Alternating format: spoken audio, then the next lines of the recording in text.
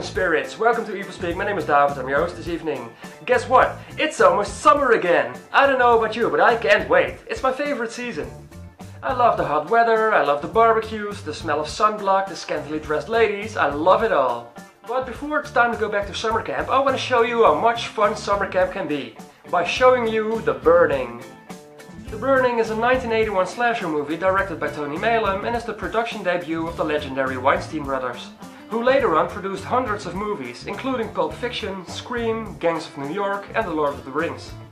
Now, because this movie takes place in a summer camp, it's often compared to Friday the 13th, which came out the year before.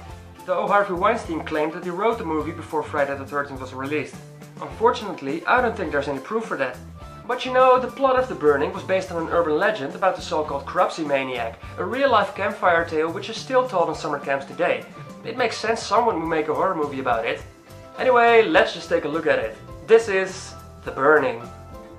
The movie begins on Camp Blackfoot, where some guys want to pull a prank on the caretaker named Cropsy. In the middle of the night, one of them sneaks in his cabin and puts something on his nightstand. He goes outside and the boys start making noise. The caretaker wakes up and gets startled by a skull with candles in his eyes and worms crawling out of it. Where did this guy even get something like that? Is there a rotten corpse store around? Well, the prank backfires, quite literally.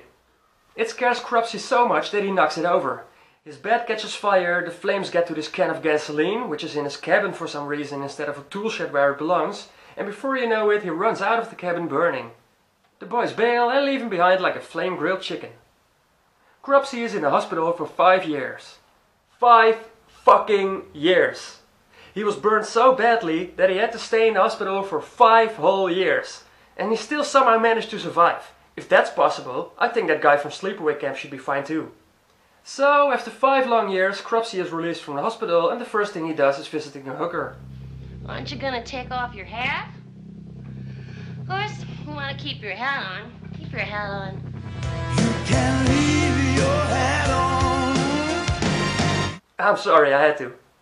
But when she gets to see Cropsy's face, his appearance shocks her so much she doesn't want to continue. Oh my God. Leave me alone. Please. You know, that also happened to me a couple of times. Also, am I really supposed to believe that she didn't even see his face once under that hat? Who is he, a Rorschach? But 5 years in the hospital made Cropsy bitter and vengeful. He takes some scissors and stabs the hooker to death.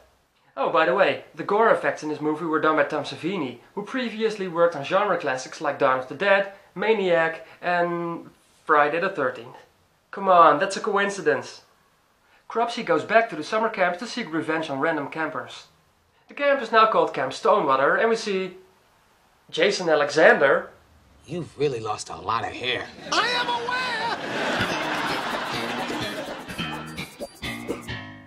Most movie summer camps are filled with bullies and sluts who don't even want to be there in the first place, but this camp actually feels more realistic. The people in this camp feel genuine and seem to have a lot of fun together. There's ladies man Eddy, funny guys Dave and Woodstock, the simple-minded Alfred, girls like Carolyn and Sally, counselors Todd and Michelle, and the only bully at this camp, Glazer, who reminds me of Ogre from Revenge of the Nerds. Ogre! Ogre! The first part of this movie actually pretty much relies on character development, and that's a nice thing to see in a movie like this. Alfred is the classic example of a boy who doesn't fit in a group, while Glazer is both his opposite and his equal. He's the muscular bully who hates Alfred, but is just as socially awkward. You'd say that by bullying Alfred he feels better about himself. Todd is the good counselor who believes in the kids, while Michelle is a lot more skeptical. Dave and Woodstock are easygoing guys who seem to get along with everyone. And Eddy is the older guy who has ambitions of becoming a counselor in the near future. The only ones who don't seem to have a lot of personality are the girls, because this movie was made by men, and we don't understand women.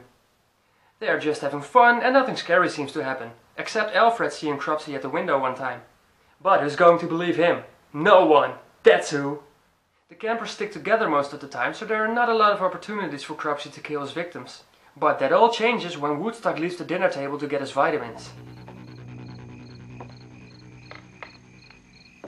Yeah! Get him, Cropsy! Woodstock. Todd. What a mindfuck. So, after a while, the older boys and girls are going on a canoe trip to a nearby island.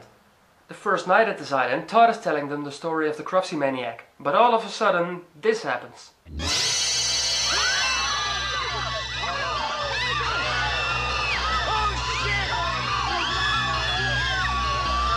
it turns out to be Eddy, and it was all a prank. Now I know what you're thinking. They definitely stole the scene from Friday the 13th Part 2, right? Hey, come back, come back! Oh. Well, this movie was released only a week after Friday 2, so I highly doubt it. Yeah, pointing fingers, huh? I hope you feel stupid. Right after that, Eddy and Karen take a walk. Oh, and all of a sudden it's day? That's obviously stolen from Plan 9 from Outer Space.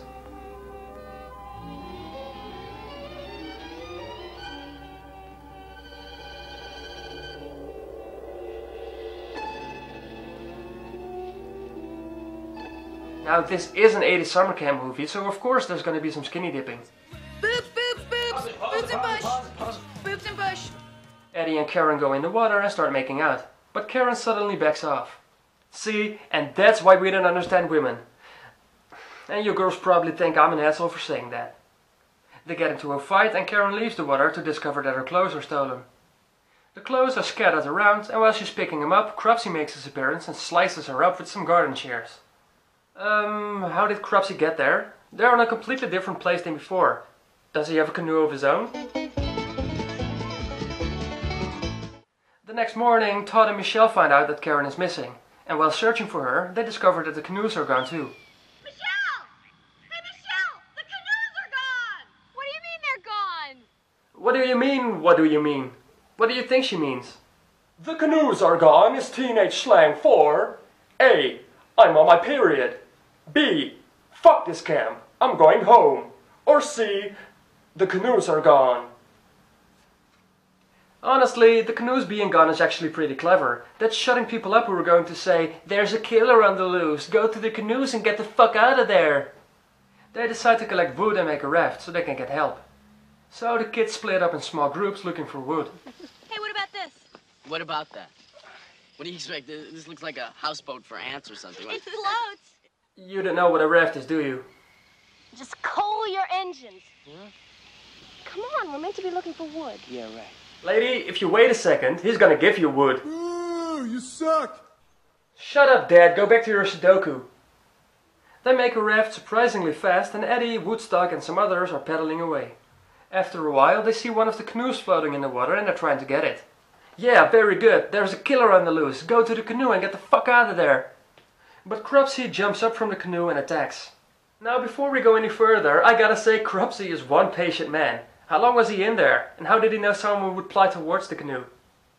What follows is the most awesome scene in this movie. Cropsy creates a goddamn massacre on the raft, and it is magnificent.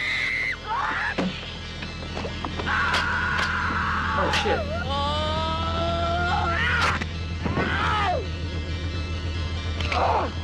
Yeah!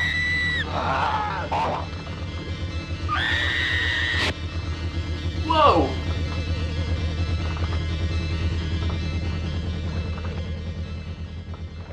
To me, this is one of the best killing scenes in a slasher movie. The famous killers usually kill one person at a time, but Cropsy fucks up 5 people here, like he's Batman or something. Eat your heart out, Jason. I'm sorry, man, I still love you. In the meanwhile, this movie proves again that summer camp is an aphrodisiac. Todd hooks up with Michelle, and Glazer and Sally end up fucking in the woods. Wait, the only unlikable person in this movie is getting laid? Man, I gotta hit the gym. After the sex, Glazer decides to make a fire, so he sneaks back to the campsite to get some matches. Whoa, and now it's dark again? Damn, sunsets were really strange in this movie. But when he's gone, Cropsy gets there and decapitates Sally. Well, why not? She already fucked Glazer, so she might as well give Cropsy some head. Glazer gets back and discovers Sally's corpse under a blanket. Yeah, seems like Harry isn't gonna meet Sally after all. Of course, Cropsy is still around and punishes Glazer for being an 80s slasher stereotype bully.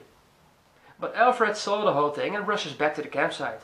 He tells Todd what happened, and together they get back to the place where Glazer got killed. Cropsy knocks out Todd, but luckily he survives. Alfred starts panicking and runs off in the woods. At the same time, the raft is floating back to the place where the campers hang out. Hey, it's already day again. Michelle starts swimming to the raft, but is surprised by Woodstock's dead body. So now everybody knows that something is completely wrong here, and countless moments of people not believing each other stay away. Todd begs Michelle to go and get help.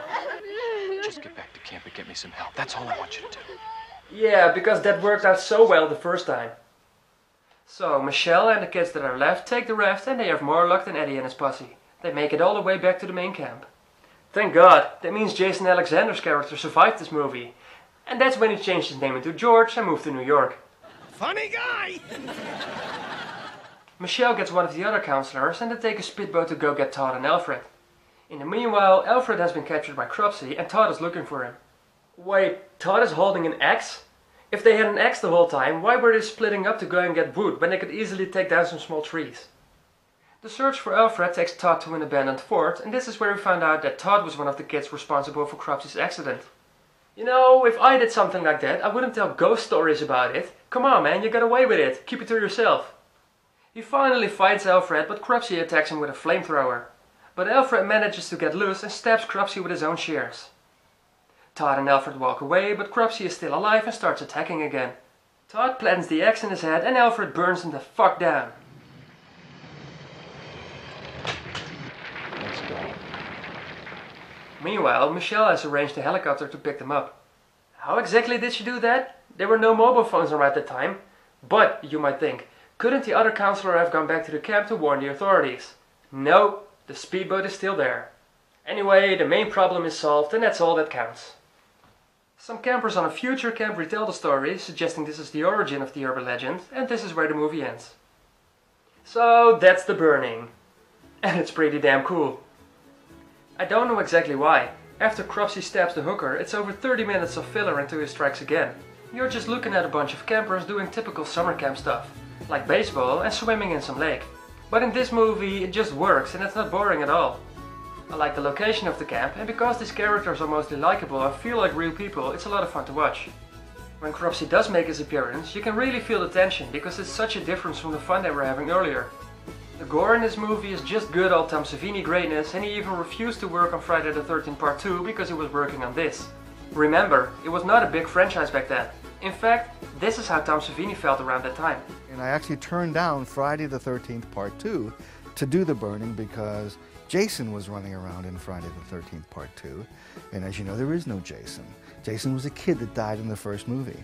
If you watch a Friday the 13th movie past Part 1, you're stupid. The burning didn't just launch the careers of the Weinstein brothers, but also spawned a few Hollywood talents. This was the first thing Jason Alexander was ever seen in, even though he regrets doing it now. Jason Alexander, ladies and gentlemen, the man who thought this was okay. But The Burning is the movie he regrets. Not only Jason Alexander, but also Holly Hunter started her career in this movie. But her part is a lot less memorable. Brian Becker, who played Alfred, later starred in Police Academy 4, Citizens on Patrol. They're gonna send me to jail and some fat hairy guy is gonna... And Ned Eisenberg, who played Eddy, can be seen in Last Man Standing opposite Bruce Willis. So, The Burning isn't your average low-budget slasher movie. It didn't become one of the big ones and it never got any sequels, but it's a big culty these days. With a 6.4, it even has a relatively high rating on IMDb. I don't feel comfortable recommending this movie to the mainstream audience, but every horror fan should watch it at least once. It's definitely one of the best in its kind and it almost feels like a feel-good movie. You know, if feel-good movies had maniacal killers in it. Conclusion, The Burning is a great 80s slasher and it's amongst my personal favorites. Now let's hope no one makes a remake. And that's all we got for this time. Next time, we're taking a trip to last year's summer camp again, because it's a tradition to go to the same camp every year. I see you all later.